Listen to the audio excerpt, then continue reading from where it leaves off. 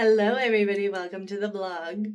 I have finally put on makeup after 2 weeks of striking. I didn't put any makeup on. Maybe just like bronzer just to color my face, but no foundation. Not really eyeliner either. I just went plain. I didn't really care about what I looked, but yeah, we put some makeup on today and I feel good, I feel fresh.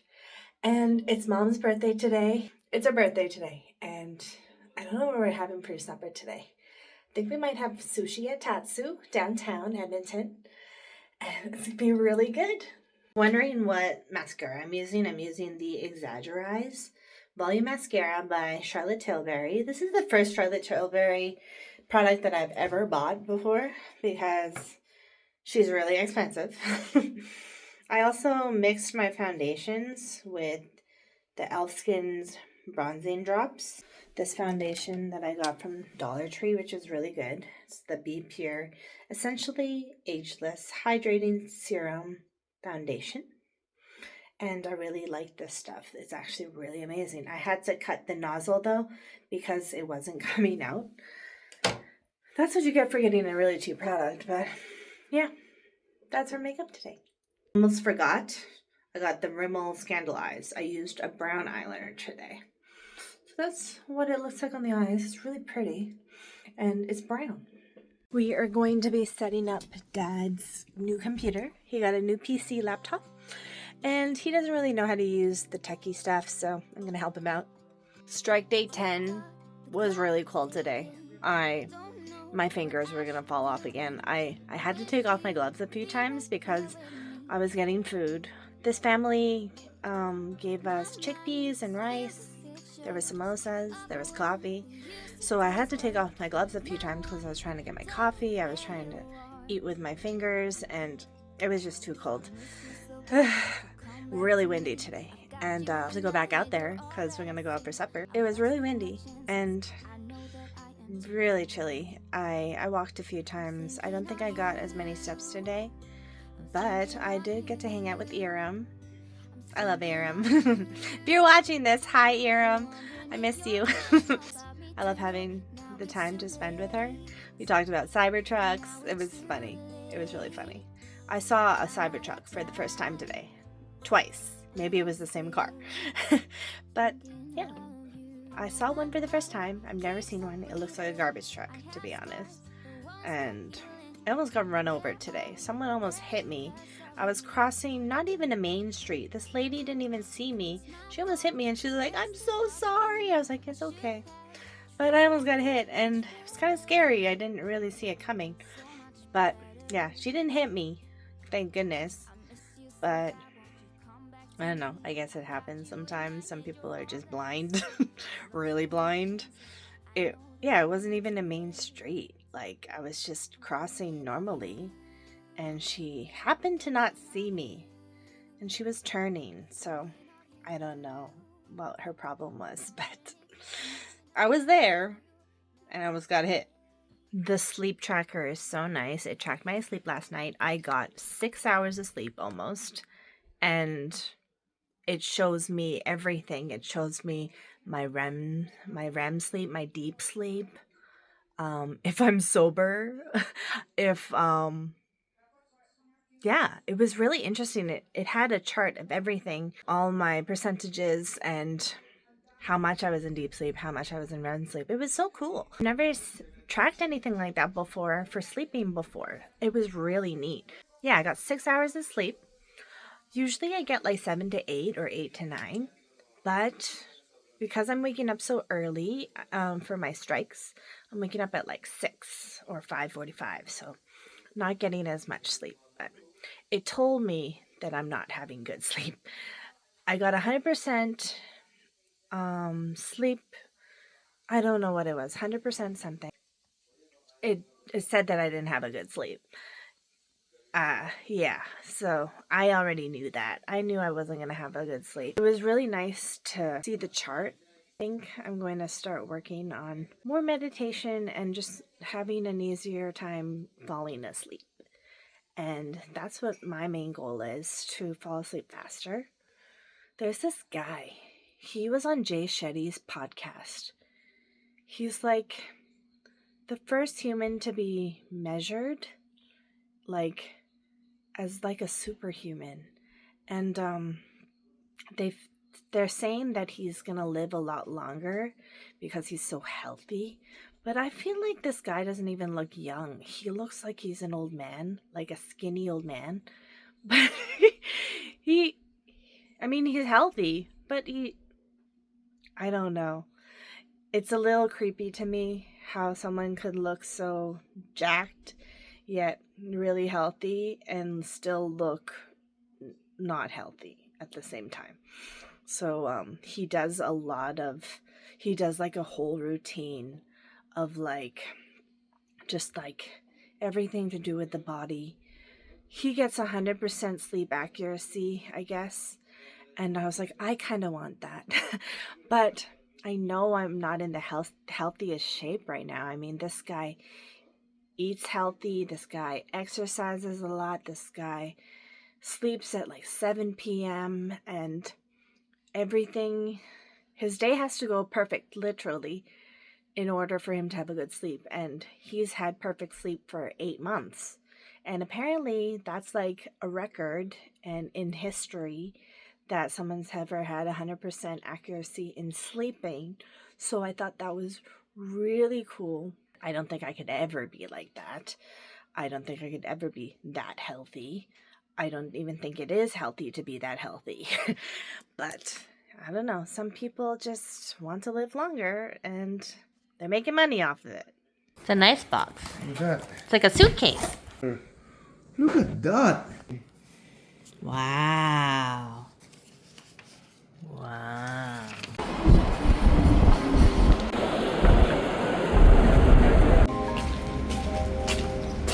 Our mom.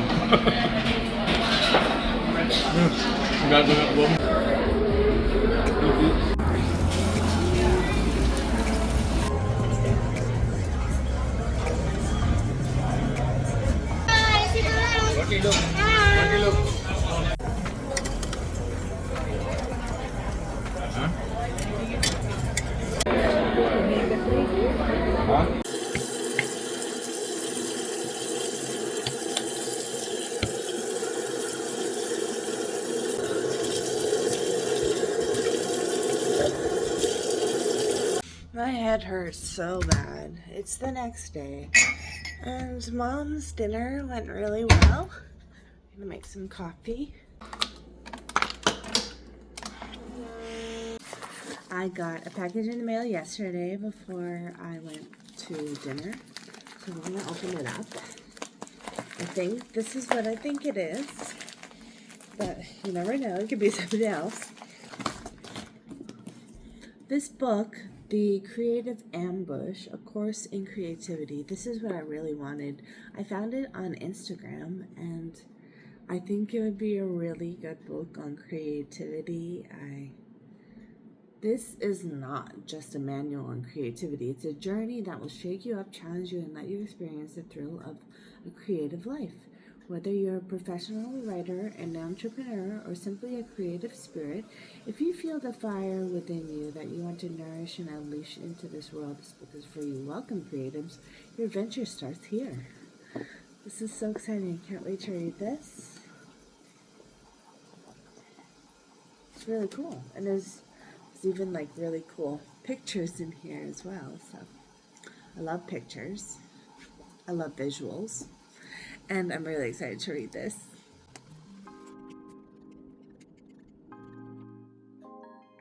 Yeah, my head hurts. It really hurts right now. Sometimes this happens to me where I wake up and my head just hurts so bad. So I'm like, I need a coffee. I think the coffee will help me. But I don't know. Maybe it's just the mindset that I think that coffee is going to actually help me.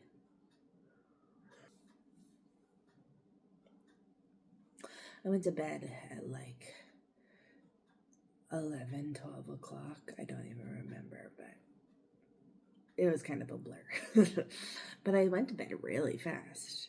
But the thing is, I forgot to wear my ring, so I didn't track my sleep, but I forgot. It's really interesting because on the package, it says that it's from Richardson, Texas in the United States, but This book was actually made in Italy. The company is Cifaro or something like that. And the guy who actually wrote this book, Matteo de Pascale, he has his own publishing company. So that's really cool. I'm going to be reading this all day today. I'm so excited. I really think creativity is something that I've always had, but I never really tapped into like creating a lot of ideas. I mean, I do it all the time for YouTube, but I really want to get better at it. And I really think this book is going to help me so that I can become more confident in my creating skills. And there's just so much that you can learn from books. And it's so exciting to get a new book that you haven't seen before, and it's not from Indigo, but it's from Italy. I think that's really cool. I'm very excited to learn more about the creative ambush. Coffee on an empty stomach. It's kind of hurting my tummy right now. I don't feel good right now. I thought the coffee would help my headache, but my stomach hurts now.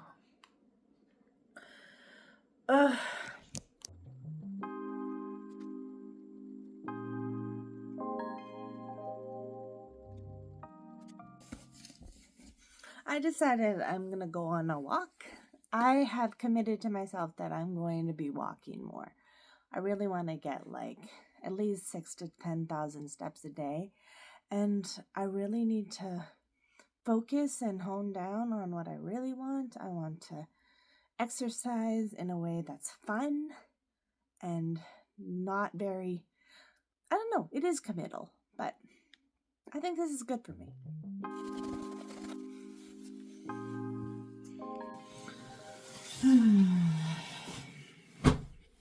What are we going to do today? I'm going to do some copper gold. And it's going to be very plain today.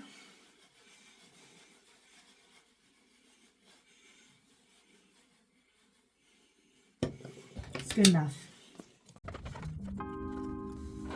Let's go.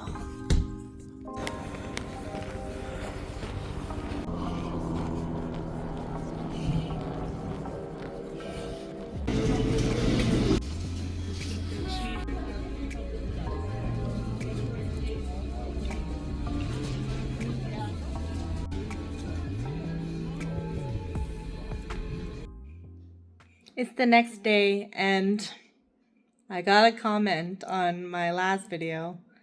I said something about like a familiar hell and an unfamiliar heaven. I wasn't talking about myself, but people are so prone and so used to that type of feeling of life not being fair and unpredictable.